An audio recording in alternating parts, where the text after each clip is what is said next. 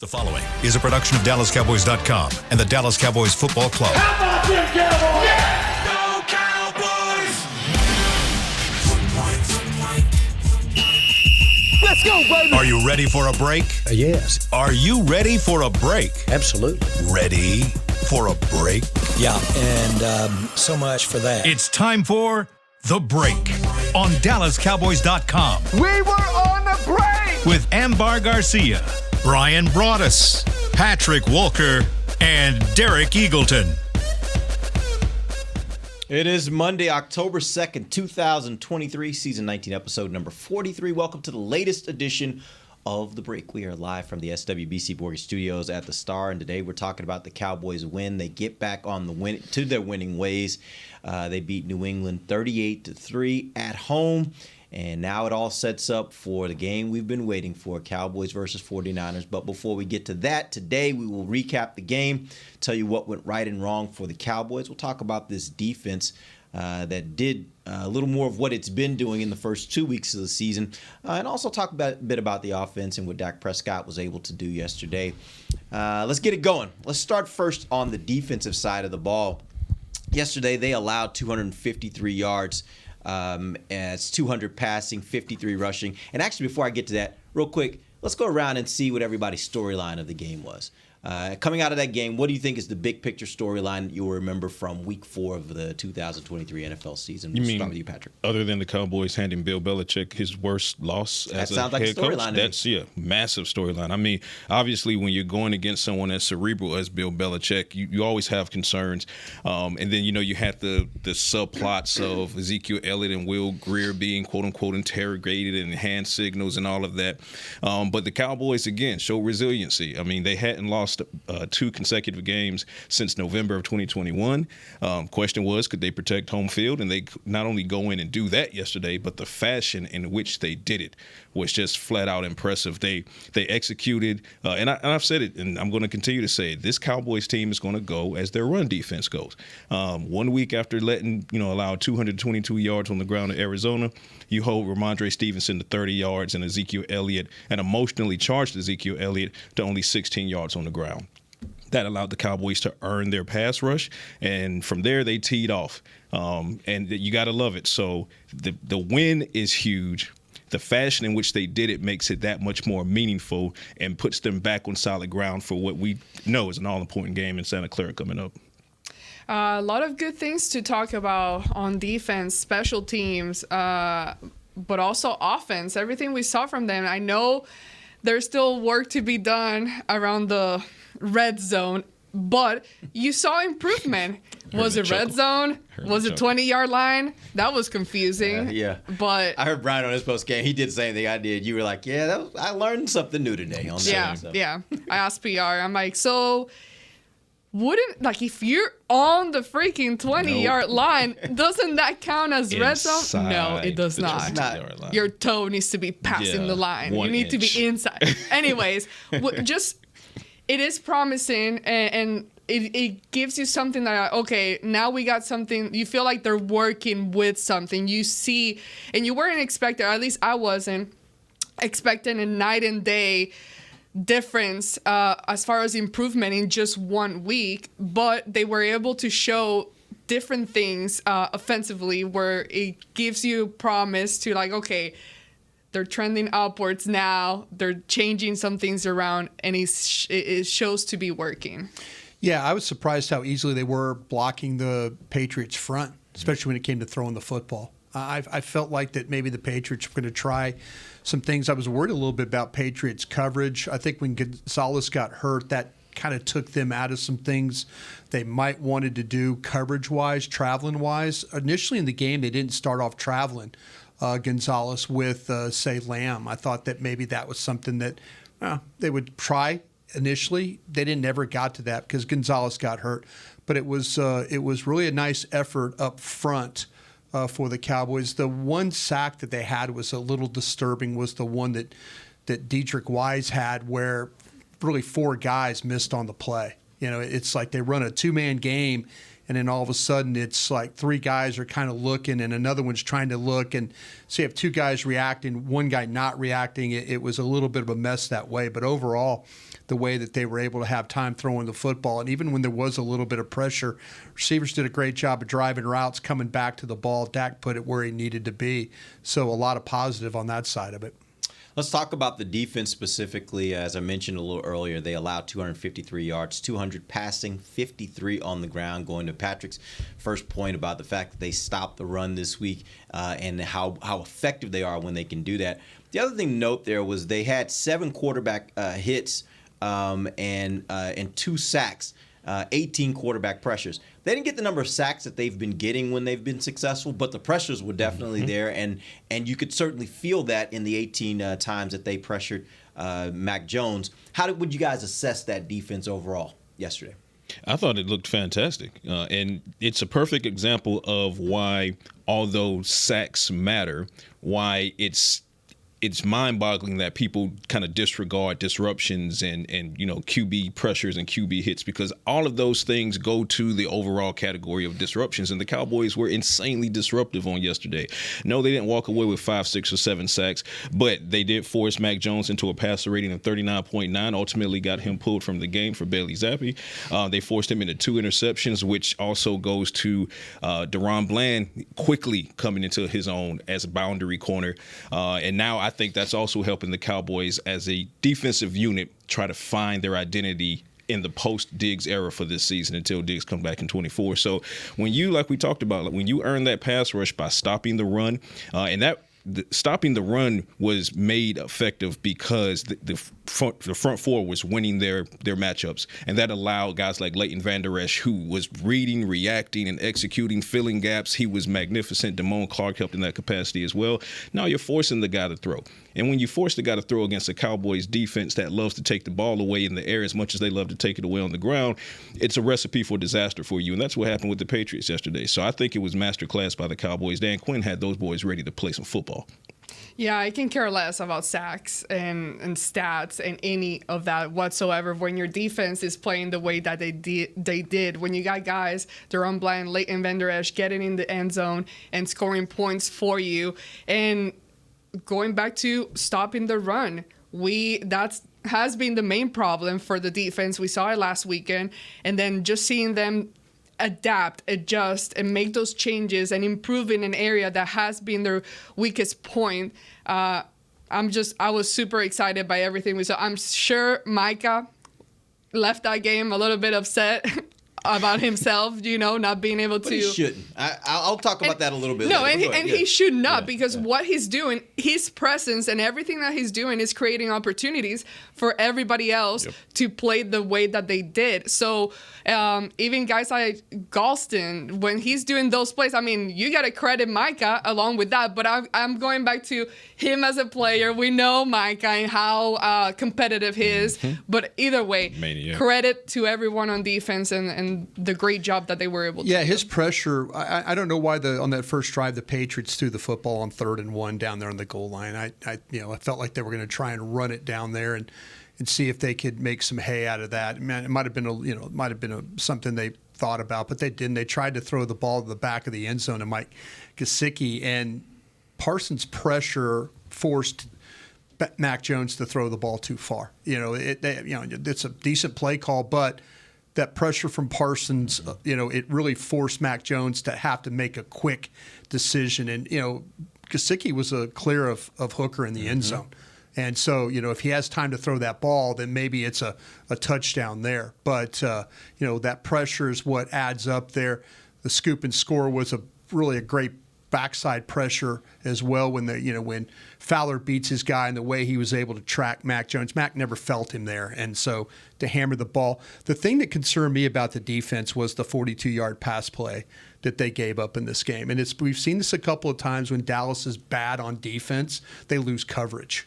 They lose, and I was trying to figure out by watching the tape, they're playing man on the outside, they're playing zone on the inside, and you get a route that comes across, and you don't know if they're supposed to pass it. And again, this is Curse and Hooker playing inside. Everybody else has got man. They've got everybody locked up, but then the route materializes where it turns across, and now it goes into Kearse's zone, and they just lose. And then Kearse gets kind of caught in no man's land. Here's the quarterback moving and just throws the ball over the top, and then they give up a big play. But, you got to wonder about that. Sometimes when they give up these chunk plays, we saw it happen in the Arizona game. They lose track of a guy in route. Big play, 69 yards. Again this week, lose track of a guy inside running the route, big play. You can't have that happen in the game. It didn't kill him in this situation, but we've seen it 2 weeks in a row now. Good defense for the majority of the game, and then all of a sudden you give up two big chunk plays like that back to back. You know what I definitely did love about the defensive line is that you have guys that are getting their legs back, like Donovan Wilson. He had a much better day than he had in Arizona, which was his first game back. But when you see the interior of the Cowboys defensive line and names like Neville Gallimore start to flash, and then you see Mozzie Smith, although you won't see him on the stat line, but he was able to push the pocket a few times, and arguably he had the best showing so far in his young career.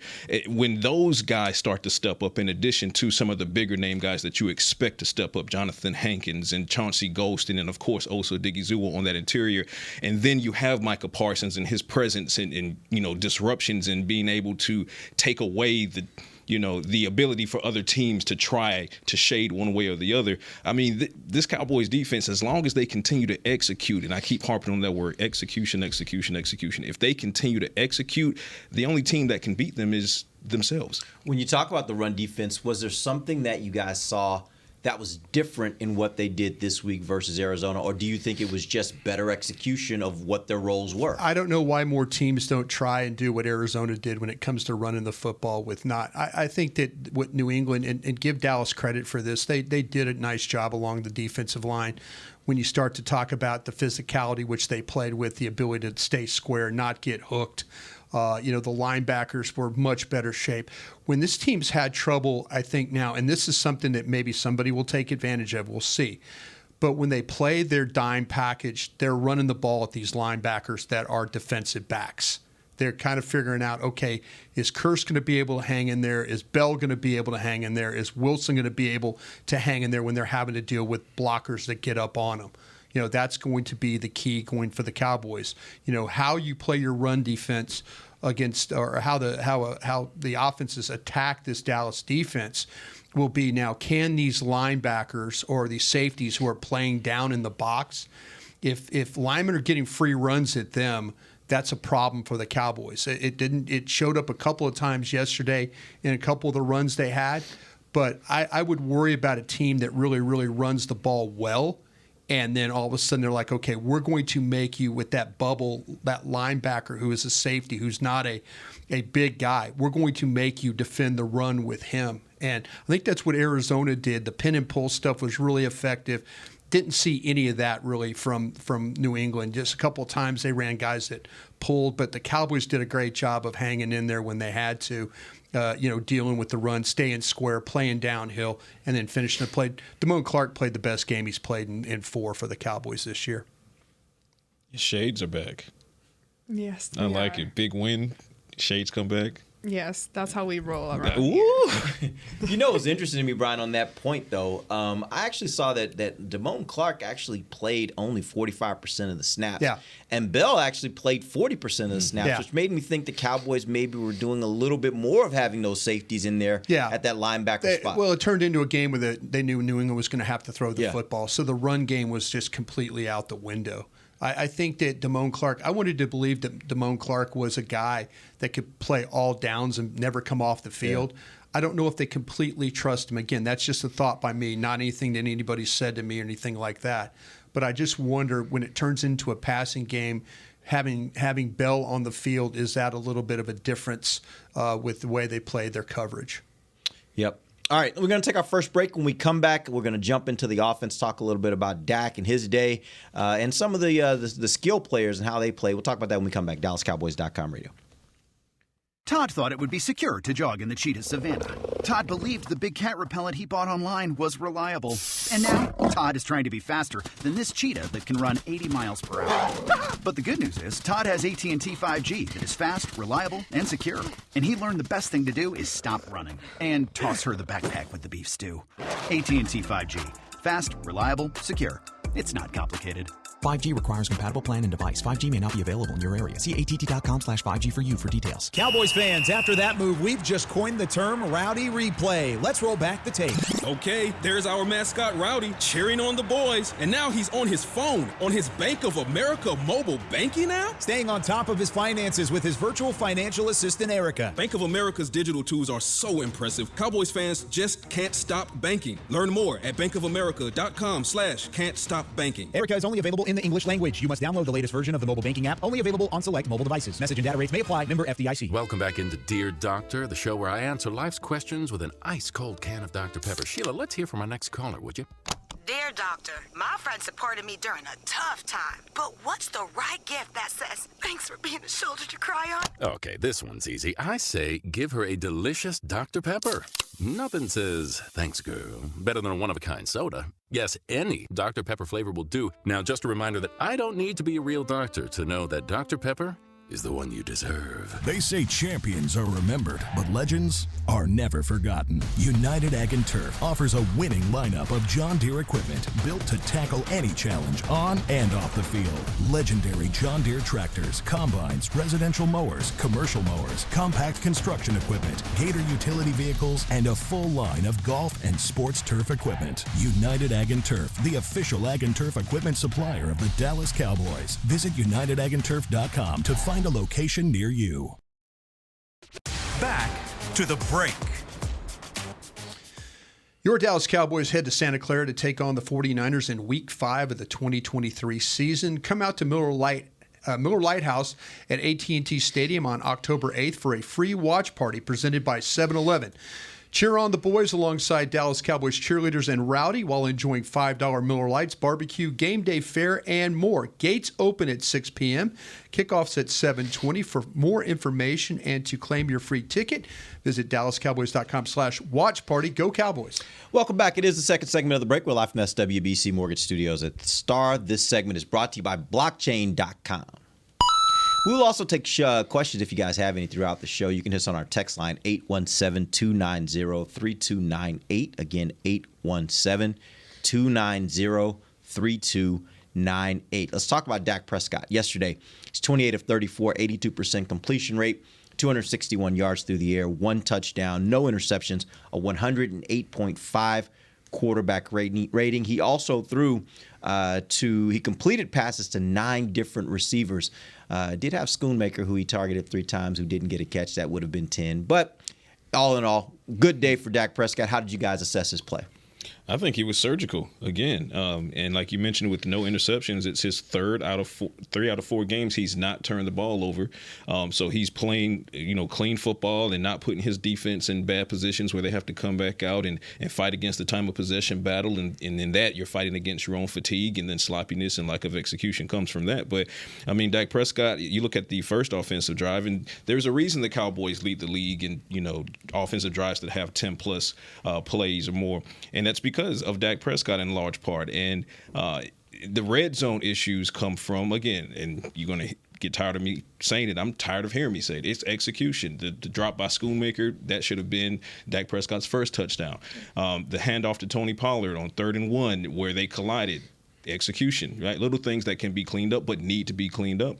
But from an aspect of what Dak Prescott did in the air, I mean, he was in complete command for the most part. He spread the ball around very well, and he's really finding that security blanket in Jake Ferguson that he once had with Dalton Schultz. Ferguson, 7 targets, 7 catches, 77 yards, magic number 7.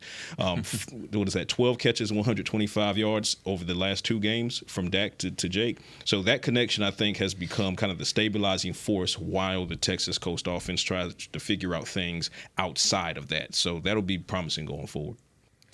Yeah, I feel like Dak has become more mature this year. Like, there's something about his game. It's the pissed offness. That probably that he's just freaking tired of hearing. It's the piss off. I'm telling you. Yeah, we got a little bit of that yesterday at the press conference. Good stuff. Oh, but it's wonderful. But I just think he's still lacking that, like, and I really thought, and that's why I chose Dak to get the first rushing touchdown. I really thought that part of the red zone work that they were doing this week was going to involve a Dak Prescott that gets out of the pocket and runs and gets in the end zone. And we didn't really get to see that. And I was disappointed about that. But I think that's part of the game that's kind of missing from him right now. It's just kind of letting it loose a little bit. At the same time, I don't think they're playing super, super conservative. I think that some of those throws that he's thrown down the field has been really, really good. But that's the missing part that I think for me is where the game is lacking. Is just letting him be free a little bit, use his legs, use his body. But all in all, I think he's done a great job. I think the fact that you saw him connect with so many different receivers, that's exciting, because now you see McCarthy allowing all the different weapons to be utilized. And Patrick just mentioned those little errors that did occur. But all in all, I think he did a really good job. Yeah, I think that, to me, the routes were deeper. The opportunities were deeper. Receivers did a better job of getting open for him. They did a better job of finishing for him when he put the ball on target. The decision-making, I thought, was good to a point. The pass that he threw to Gallup early in the first drive was a really nice read by him. Corner falling off, and then Gallup still maintaining leverage going up the field. Dak saw that when the corner dropped. He knew, okay, that's where I'm going to go with the ball. They were trying to kind of maybe think about the ball was going to go to Lamb, but that wasn't the case. Dak did a good job of getting the ball to the outside. He's going to look at the tape today, and he's going to see that he should have pulled the ball twice on a read option. He's going to see he had a walk-in touchdown with Ferguson. It's a play we've seen with the Kellen Moore regime before, where they bring the tight end across, and he's going to lead Dak. He hands the ball inside to Pollard. It's a 3-yard gain, but we've seen it before where the tight end has led him in. We've seen Schultz lead him in before. There was 2 times where I felt like that he could have walked this thing in if he wanted to, but he chose to give the ball inside. That's the read that he made, and I think when he watches the tape, he's going to say, next time I'm going to pull that, because after the play, you see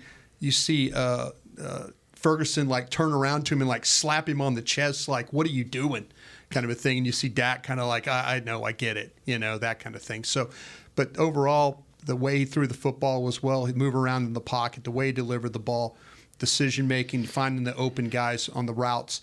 But like I said, I think he's going to look at the run option stuff and say, man, I got to pull that next time. I think I could walk this thing in. I think that's the most frustrating part when watching yesterday's game in the red zone area. You see them playing so well, moving the ball so well prior to getting there. Then they get there, and every play that they make, it's so close. Like, they're just right there, and something happens. It doesn't work out. Him running into Pollard. I mean, get out of the way. Well, but see, I think that was really on Pollard, because what happens, the hole opens up, and I think Pollard was looking to where he was going to go. And what happened, it opened up to the right of where the center was, and so Pollard's probably got his eyes up, and his eyes are taking him to that direction, and Prescott's kind of standing there like, wait a minute, I'm in your path now. So, yeah, you're right about the way that there's sometimes, like, there's things that happen that they have missed blocks. I don't think Steele was really as good as he normally is in the red zone with some of the blocks that he had. They had a little bit of some trouble securing some of those down linemen. And, those are the things that kind of kill you when you run the ball. And, I think the thing with Hunter Lipke, I mean, that was a well-designed. You got Ferguson runs Ferguson with a really good seal block. Brandon Cooks, they bring him in motion and set him there, and he gets a block right at the point of attack. So that's how you have to find a way to get some of these touchdowns in, is if you get these guys, put them in position, and they're able to finish. The interesting thing about it is I actually look at the red zone offense, and I have reason to believe it'll get better over the season because of the reasons why they're not getting in right now. It would be one thing if it was 1 or 2 players that were always making the mistakes, and you were like, man, we're not getting rid of this guy, but he's a problem in the red zone. They don't have a good runner in the red zone, or they have an offensive lineman who can never secure his block block in the red zone. It's not that. It's almost on every play. It's almost like there's a different thing that's happening. And that's just, to me, something that as season goes on, more repetitions, the hope is that they will get better and get more consistent. The thing they have to figure out is how many plays are you going to put in the game plan where you're trying to fool somebody? Because they've had some red zone struggles this year where they're thinking, okay, this fake or this movement will draw this guy inside. And for example, they've got a good idea. They're going to try and throw the ball to Gallup. It's one of the sacks that Prescott gets against Tavai. And they're going to try and fool him with the run. They're going to say full flow run to the right, and they're going to hope that he trails down inside, and then Dak's going to loop, and they're going to throw a little pivot route to the outside, a little in and out route to Gallup.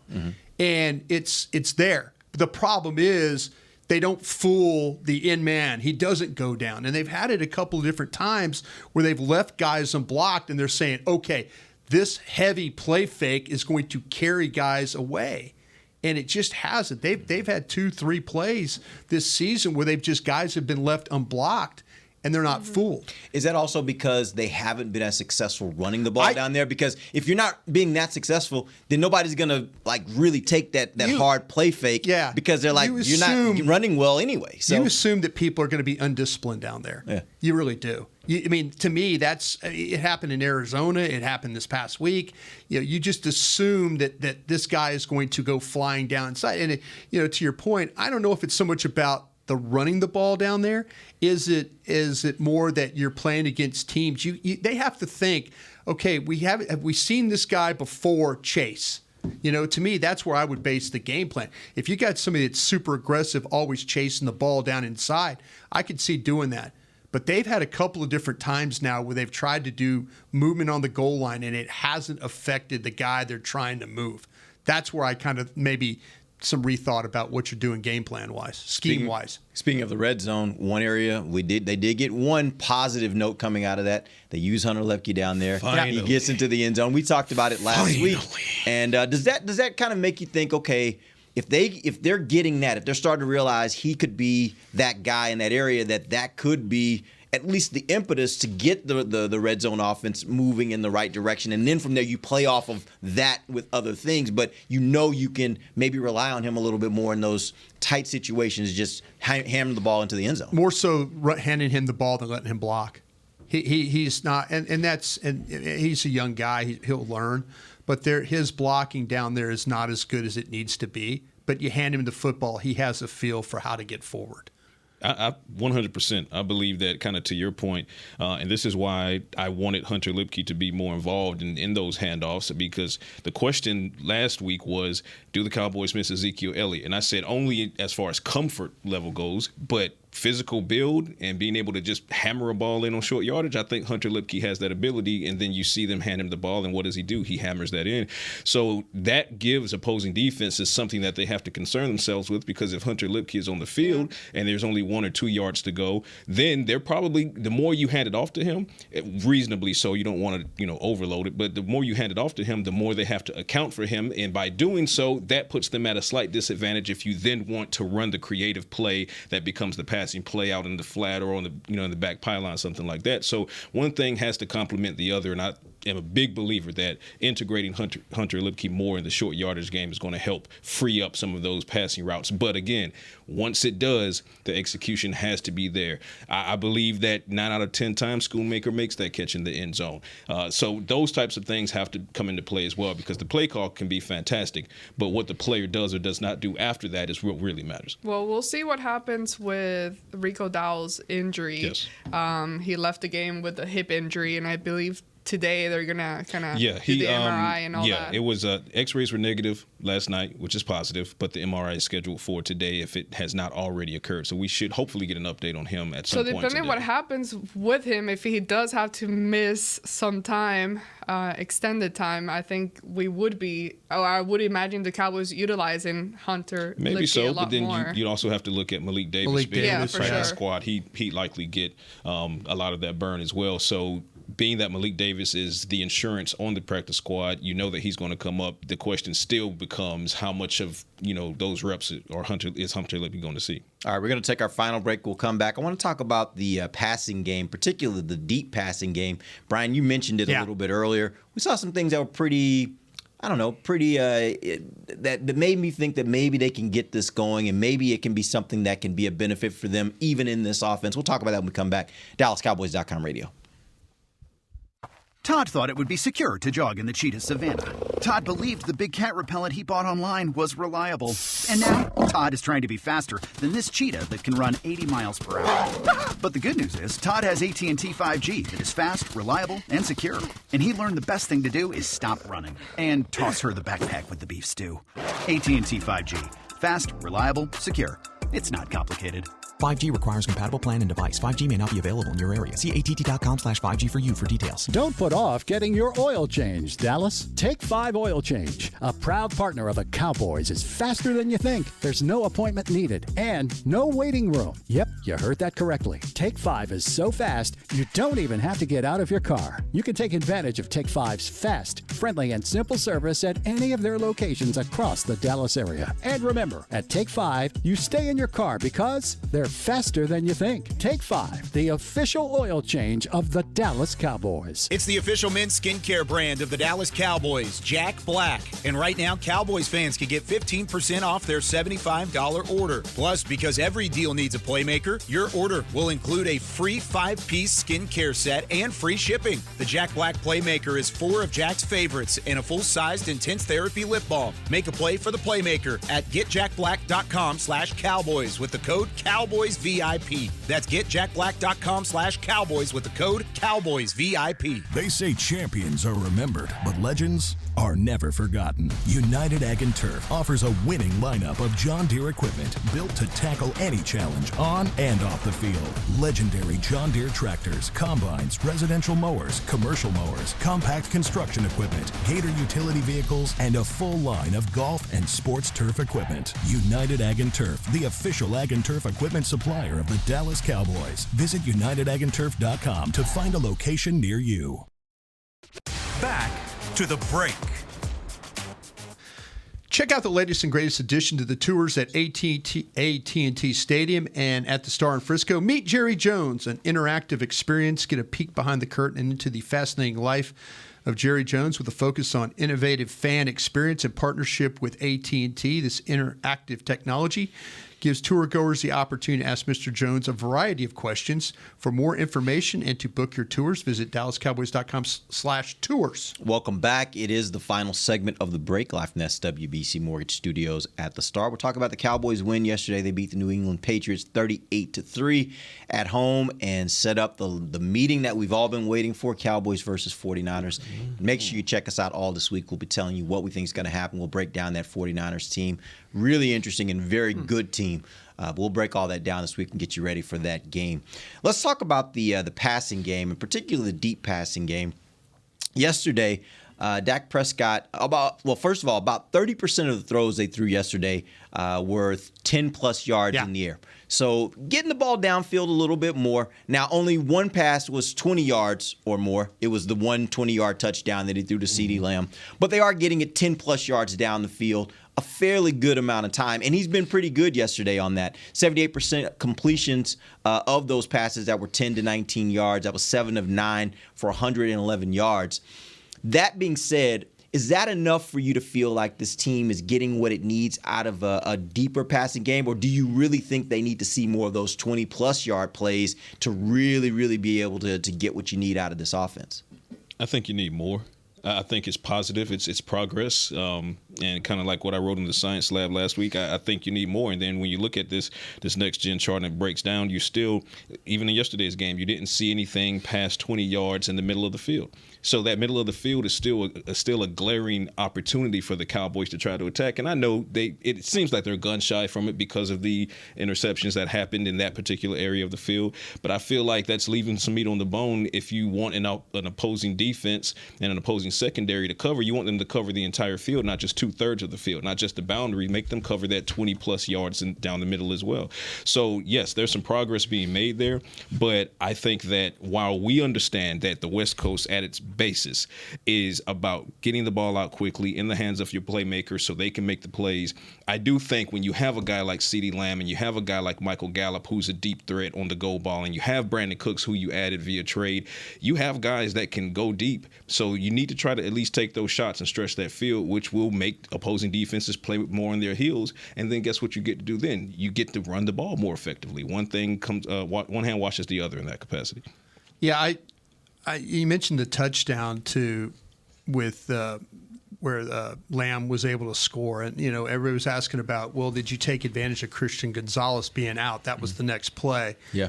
He's on the other side. They went after Miles Bryant in this one. It wasn't the replacement of Gonzalez. It was they went after the starter is what they did, and it was a really well-designed play. They went 13 personnel with it, 3 tight ends, the 1 back. And, I mean, Lamb gets separation right off the jump. And I think this is where the Cowboy deep passing game could flourish.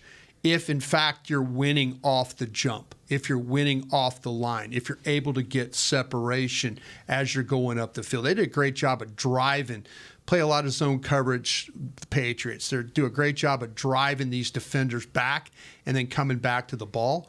But if you could win right off the jump, like Lamb was able to win off Miles Bryant, you could throw the ball down the field. That's a possibility. The matter of fact, the Schoonmaker pass, going back and thinking about that one, it went to the middle of the field. It was a longer play. But, man, he could have thrown a touchdown to Brandon Cooks over in the right corner of the end zone. Cooks was that down the field, separation. Dak was trying, okay, I'm going to fit this thing in between those 2 safeties, and this thing's going to be a touchdown. And it should have been a touchdown. It was a dot. He should have been a touchdown. But the thing about it is, though, they are doing a better job. If they can win off the line, they can get vertical in a lot of these routes. And that will help them with their long passing game. Well, for long passes like that, I would say, yeah, absolutely needed when you're trying to put that on film and keep defenses on their toes and all that. But right now, I'm okay with what they're doing just because, they move the ball so quickly anyways. They've been so good at it. And that's, if there are no penalties or a flag or anything like that, it just moves so quick. I'm looking down on my computer. They're on the field. They start all the way to the right, and I look up, and they're about to get into the 20-yard line. And so it's been effective what they're doing, but I would say it would definitely be beneficial to start incorporating more of those, taking those chances, and hopefully they're positive and it works, because then you're putting that on film for other teams to be aware of and keep them guessing. I think this might be setting them up in a good way to be able to go down the field in the coming weeks, because, for example, we talked about, how does Michael Gallup play into this Texas Coast offense? Is it square peg, round hole? Well, okay, we've got that question answered over the past 2 weeks. He's had he's had two really solid games, one in Arizona and now that 60-yard game he just put up against the Patriots. But then if you also look at what he's been doing, it's 44 yards after the catch against the Patriots. So he's getting separation, and better than I've ever seen him get separation on his breaks, and then he's getting a ton of yak thereafter. So what's going to happen is opposing defenses, they're going to try to play him up, because they're going to say, oh, well, Michael Gallup, he's not just the goal route guy. He can attack us at the second level. And then when they do that, that's when you tell Michael, go. And that's when you can really start to break the game open. So I think this might be that long-term chess match that McCarthy is playing over the course of 17-plus games. Let's get a question from Dan in Philly. He says, thoughts on Cooks not really getting involved in the passing game? It's disappointing to me. I thought they would use his speed to go deep more. You guys disappointed by what he's been able to do so far? Well, I think that to Dan's point, there's things I mentioned the block on that he was able to get on the touchdown they had down there in the red zone. That he's doing what he has to do. They're asking him to run crossing routes, things like that. They're asking him to drag routes. I mentioned that the pass that went to Schoonmaker down the middle of the field, he was open in the end zone. That could have been a ball that was easily thrown his direction off the right side there. Dak took the shot. He saw cover 2. He's trying to fit Schoonmaker in there, and he had it. And but if when he watches the tape today, he's going to see there's a couple different times where Cooks was open. And, the ball just doesn't go your direction sometimes. That's the great thing about sitting down and studying these games, that you say, well, I'm a little disappointed in this guy or that guy. But then you say, well, man, this guy's doing his job. Mm-hmm. He's getting open. Mm-hmm. The ball's just not going his way. And I think there's going to be some opportunities where they do figure out how to get him the ball down the field. He is a weapon in every sense of the word. But again, there's the balls that Dak's throwing, he's throwing to the right guys. They're getting finishes. But I think Cooks is finding ways to get open. I don't think Cooks was open as much last game against Arizona. That was a little bit of struggle for all the receivers. But in this game, these guys did a nice job of finding separation in this zone defense and making some good plays. And they're sending him at least often enough to keep the safeties kind of playing honest, because if you go back and you look at his route chart against the Patriots, up the middle where they haven't been throwing, deep middle, 30-plus yards, he had a route go that way. He had a 24-ish yard route, deep middle, and then on the right side, he had an 18, 19 yards. So, I mean, they're sending him. It's just a matter of, those were non-targeted, though. So those are those types of plays that maybe he was the decoy and they wanted to see if he'd get open, but I think those will start to kind of play themselves into the Cowboys' offense as the season rolls along. So, I mean, ultimately, he did finish with 4 targets, 4 catches on those 4 targets. He had the effective block. So, keeping in mind that he also missed week 2, right? He didn't play in the preseason, nor did Dak Prescott. So, give him a moment. I think he's getting his wheels in this Cowboys system, and I think it'll start to show here soon. Well, we're heading into week 5, and at least that's... Huh? No, I was going to say week 5 is when we really start to find out what it looks like. Yes, but he's another weapon that you're just excited to keep, like, that you have but haven't seen all of it yet. So that's exciting. I would say it's definitely disappointing that he hasn't been super involved right now. And in week 4, there's only a couple of plays that I can vividly remember that he's done in the games that he has played so far. And that's disappointing because all through training camp, I mean, he was my favorite player to watch. Mm-hmm. One guy that we kept talking about on the show, the type of weapon or deep threat speed that he showed, and how the chemistry between him and Dak, it was just so automatic. Right away, right off the bat, they were connecting so well, and all of a sudden we haven't had a chance to really see that to fruition during games. But hopefully it happens soon.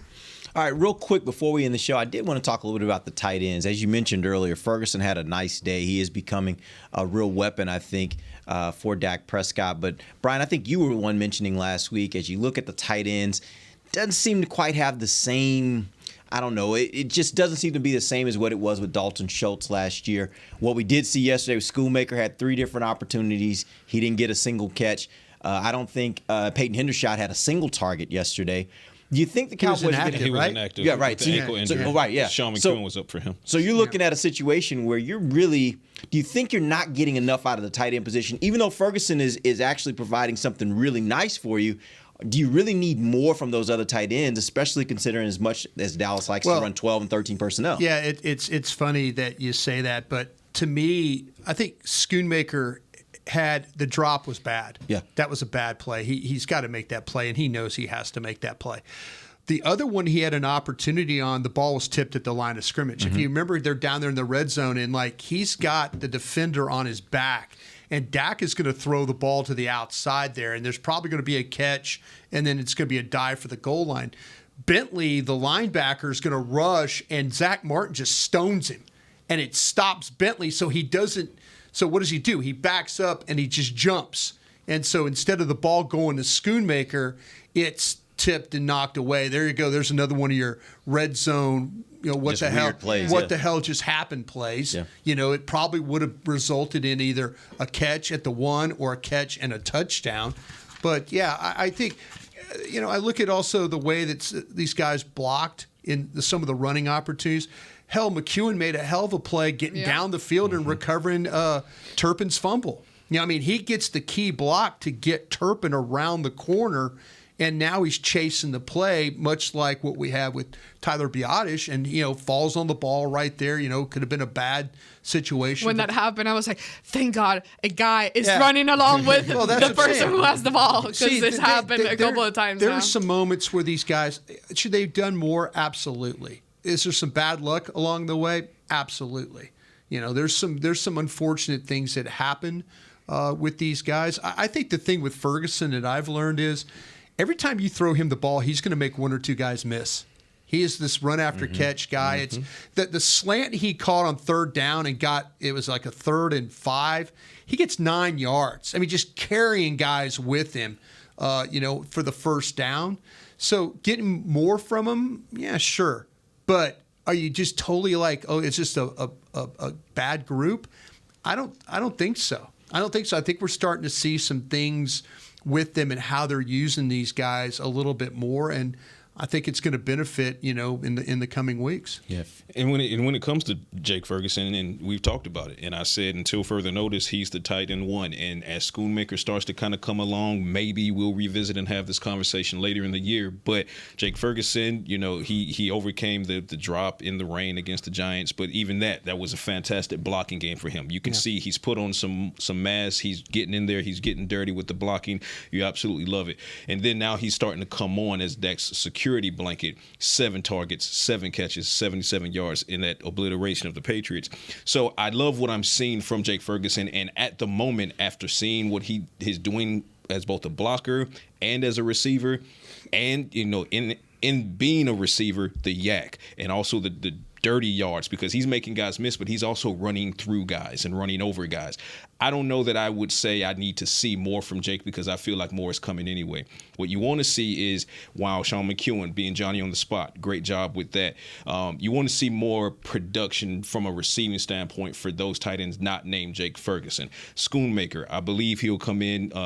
Eventually that'll come on for him. I don't think you're going to see him targeted 3 times and not catch any of those going forward. We talked about it, Brian, at Michigan. I don't think Michigan really used his hands. I think he has. But he's got to make plays. I mean, that's the bottom line. I mean, he's going to get criticized because he was a second-round pick. Yeah, so that's my point. You want to see more production from Luke Schoonmaker as a receiver. You need to see more of that. You want to see more when Peyton Hendershot gets back on the field. He missed this past Sunday because of the ankle injury. But prior to that, yes, he's upgraded as a blocker, not as good as Jake just yet. But where's Peyton Hendershot in the receiving corps? So to answer your question, Derek, when it comes to Jake Ferguson, love what he's got going on. And thankfully for the Cowboys, they have at least that guy. They have a him that's definitive in that tight end room, and right now it's Jake Ferguson. But for the other guys, from the receiving component, you got to get more. Schoonmaker's got to make those plays, and he'll be the first one to say he has to.